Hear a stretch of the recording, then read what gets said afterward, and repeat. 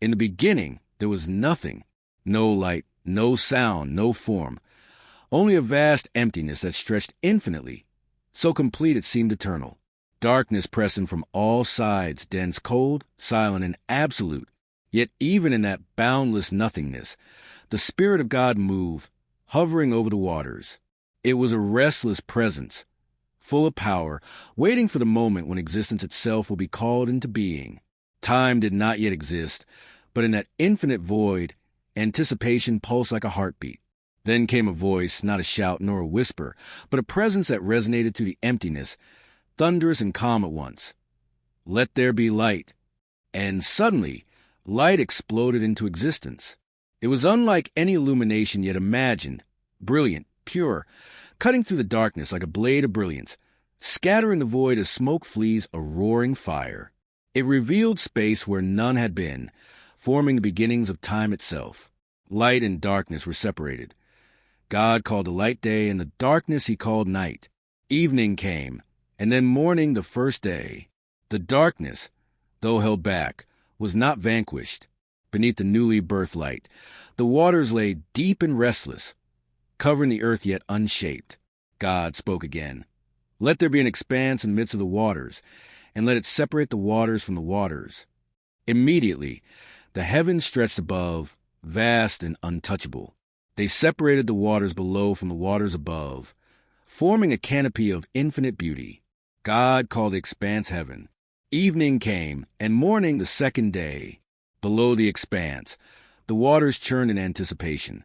The land had not yet appeared, and the oceans held their breath. Then God commanded, "Let the waters under the heavens be gathered into one place, and let dry ground appear." Obediently, the waters rolled back, revealing solid earth. God named the dry land earth, and the gathered waters he called seas. He looked upon them, and saw that it was good. Yet the earth was bare, empty, silent. God said, "Let the earth bring forth vegetation, seed-bearing plants and trees yielding fruit according to their kinds." The land shivered, and life burst forth. Grass spread across the plains like an emerald carpet, delicate yet tenacious. Flowers erupted in color, petals trembling in the new light. Vines twisted toward the heavens, and mighty trees lifted their branches as though greeting the Creator himself. Fruits of all shapes and colors appeared, each containing seeds to ensure life would continue. The earth pulsed with new energy, fertile and vibrant. God saw that it was good. Evening came, and morning the third day. The heavens, though magnificent, were still empty of guiding lights. God said, "Let there be lights in the expanse of the heavens to separate day from night and serve as signs to mark seasons, days, and years." At once, the sun blazed into the sky, a guardian of the day, filling the world with warmth and brilliance. The moon rose serene, casting silver light across the earth, while stars appeared in countless numbers, scattered like diamonds across the night. Each star placed with divine precision, a witness to the glory of creation. Time now had rhythm and measure, and God saw that it was good. Evening came, and morning the fourth day. The waters now calm, and the skies now bright, still lacked motion. God commanded, "Let the waters teem with living creatures, and let birds fly above the earth across the expanse of the heavens." The oceans shivered, and from their depths arose creatures of unimaginable beauty and majesty. Fish of every size and color swam in the waters, reflecting sunlight in flashes of gold, silver, and sapphire. Leviathans surged through the waves, massive and graceful, stirring the seas into living currents.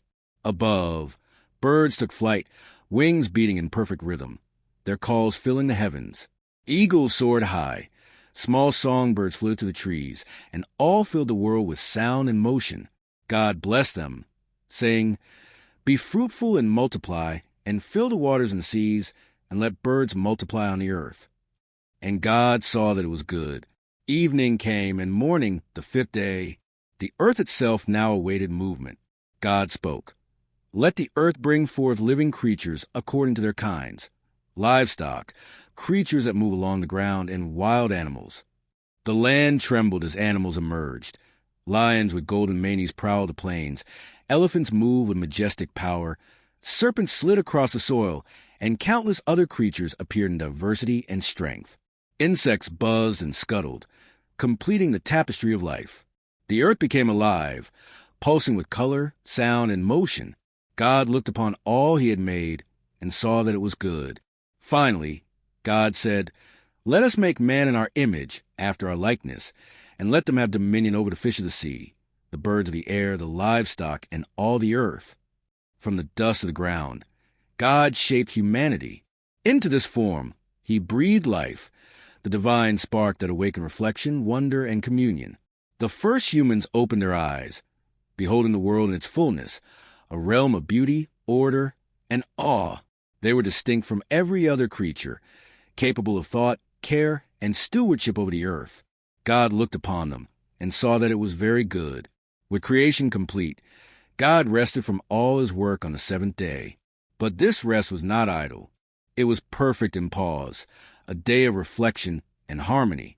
The heavens, the waters, the land, the skies, the creatures, and humanity itself now pulsed with order, life, and beauty. The work of creation had reached its pinnacle. Even in rest, there was a sense of anticipation. The mountains had yet to rise in grandeur, rivers to carve valleys, and creatures to explore their realms. Humanity would one day reflect on this world, understanding the depth of its origins, its balance, and its wonder. Though the 7 days had concluded, the story of the world had only just begun. Each day of creation had been a crescendo, building to a universe that bore the imprint of its maker. Light and darkness, water and sky, land and vegetation, sun and moon, sea creatures and birds, beasts and humans, all form a divine sequence, each reflecting purpose, beauty, and harmony. The world, vibrant and alive, awaited the unfolding of life within it. The first dawns had passed. The first nights had fallen, and yet the pulse of creation continued. Each river that would run, each tree that would sway, each creature that would move, each carried the signature of the Creator. And in that perfect creation, the shadow of wonder lingered. What stories will unfold in this world, crafted by the voice that first said, "Let there be light."